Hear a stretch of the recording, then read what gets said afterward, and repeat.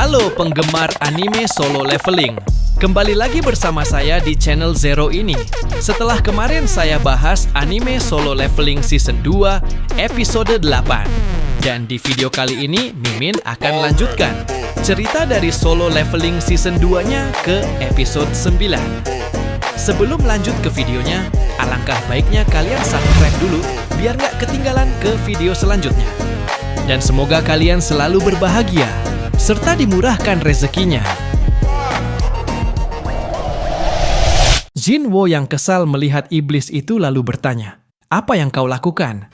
Namun berhubung iblis itu bersujud dan meminta ampun, dan ia berjanji akan memberikan semua keinginan Jinwo.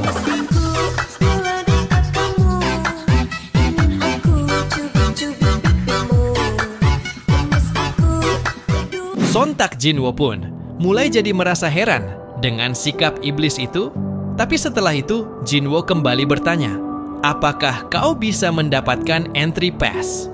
Lalu bersamaan dengan Tusk yang menggunakan skill Gravitation Magic untuk melayangkan tubuh gadis iblis itu. Hingga di sini si iblis itu menjawab, "Di sini entry pass-nya dilindungi oleh klan kami.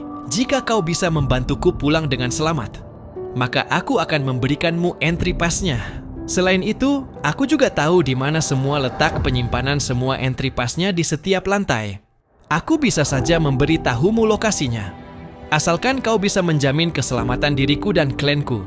Setelah Jinwo mendengar pertanyaan yang tak terduga dari iblis itu, Jinwo jadi menganggap ini adalah sebuah sesuatu yang sangat menarik.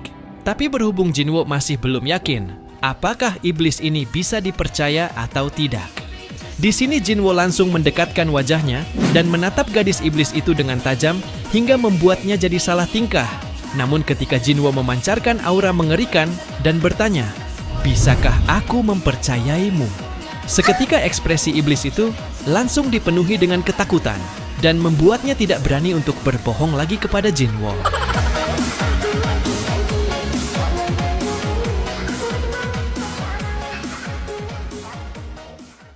Saat melihat respon dari iblis tersebut, akhirnya Jinwo pun memutuskan untuk mengampuninya. Dan ia berjanji untuk langsung meninggalkan tempat ini jika gadis iblis itu bisa memberikan entry pass-nya.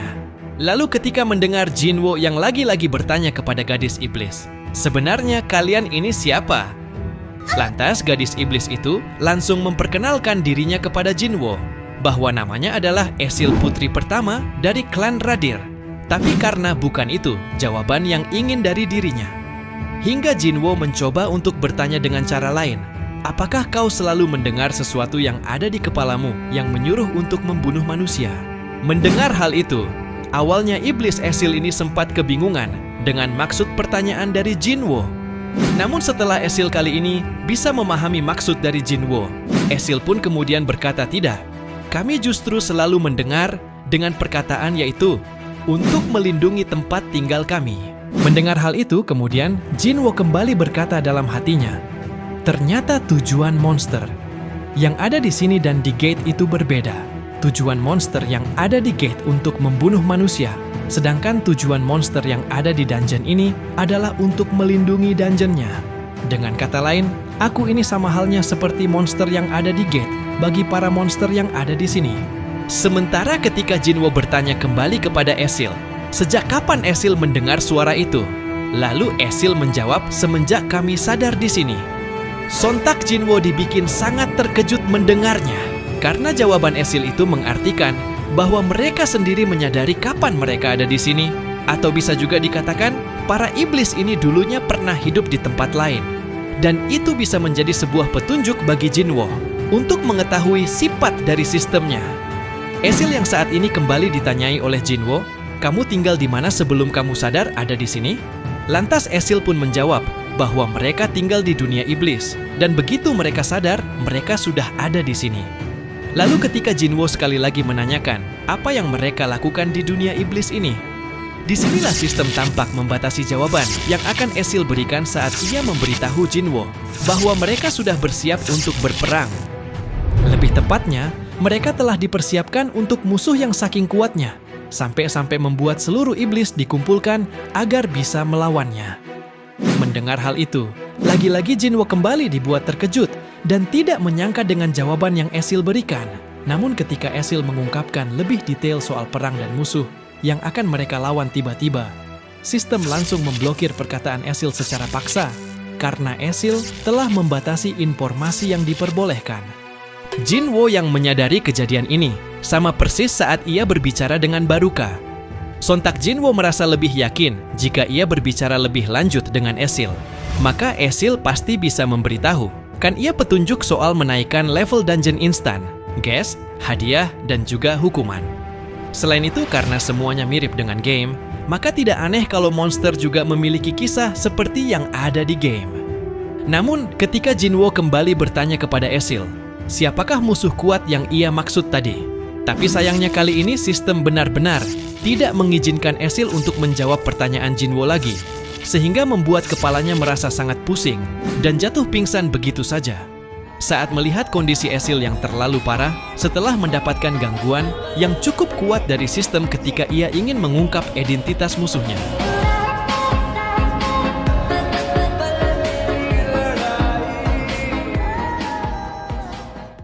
Di sini Jinwo pun kembali berkata, jika musuhnya memang memiliki kekuatan yang sangat hebat, dan untuk beberapa alasan yang mencoba untuk mempengaruhiku, berarti ada kemungkinan bahwa musuh yang dihadapi oleh para iblis itu adalah kunci dari semua ini.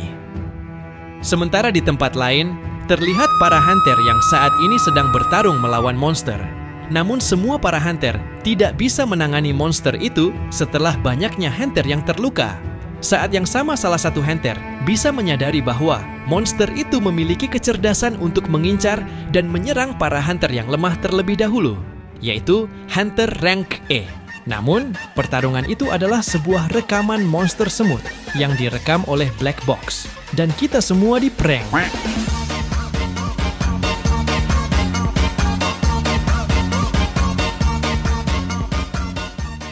Di sini terlihat Woo Jin Chul yang sedang meeting untuk memberitahukan bahwa seluruh masyarakat di pulau yang didatangi oleh semut mutant itu telah dibantai dalam 1 hari. Semut mutant juga pertama kali ditemukan di pulau kecil yang dekat dengan tempat semut dikalahkan, dan ia percaya bahwa semutnya pasti langsung akan pergi setelah ia selesai berburu di pulau kecil tersebut.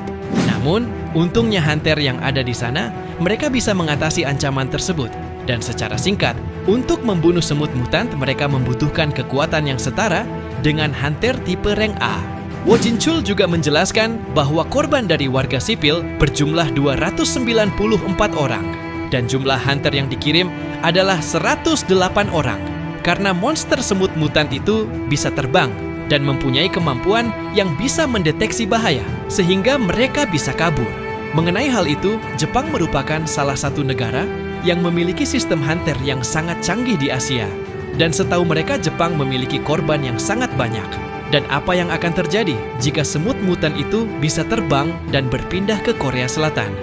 Mereka juga tidak bisa mengawasi semuanya karena di negara Korea Selatan juga memiliki banyak pulau. Sehingga Ketua Gogonhi juga menjelaskan bahwa pulau yang diserang semut mutant berjarak 150 km dari Pulau Jeju. Kalau semutnya bisa terbang sejauh itu, mereka bisa saja terbang ke arah pantai dan Pulau Mokpo. Di sini dijelaskan, Pulau Mokpo dibagi menjadi 2 bagian, yaitu Windo dan Wando, nama pulau yang berada di barat dayanya Korea Selatan. Walaupun mereka mengirim 1 atau 2 hunter rank yang rendah, percuma karena mereka hanya akan menjadi makanan bagi semut-semut tersebut. Hingga Ketua Gogonhi bingung dan berkata dalam hatinya, apa yang akan mereka lakukan saat situasi seperti ini?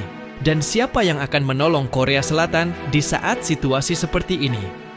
Bahkan negara seperti Cina, Rusia, atau Amerika yang memiliki hunter yang terbanyak pun tidak ingin membantu mereka.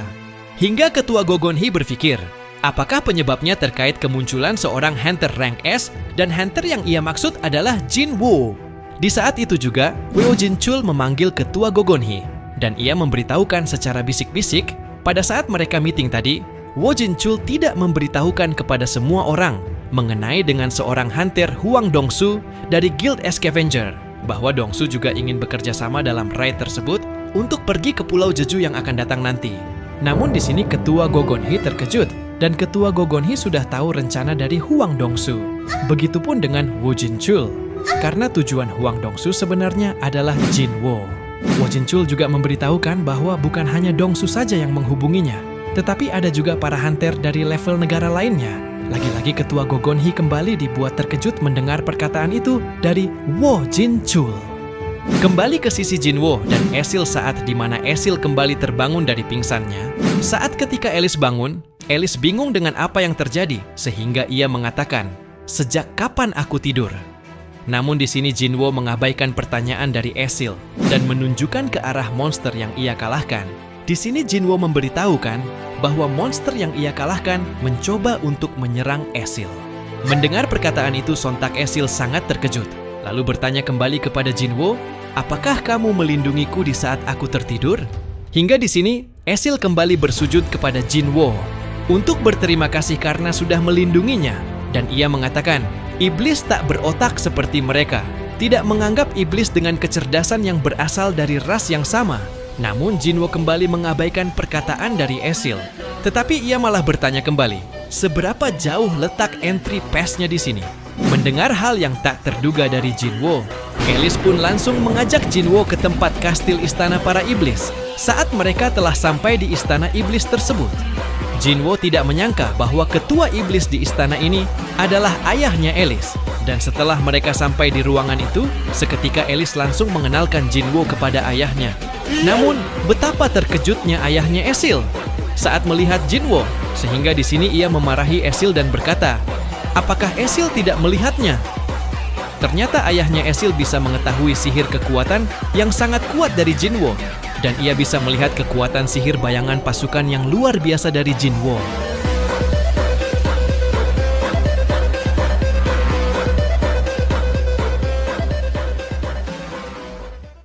Hingga di sini Jinwo langsung disergap oleh pasukan dari ayahnya Esil dengan menojongkan tongkatnya ke arah Jinwo.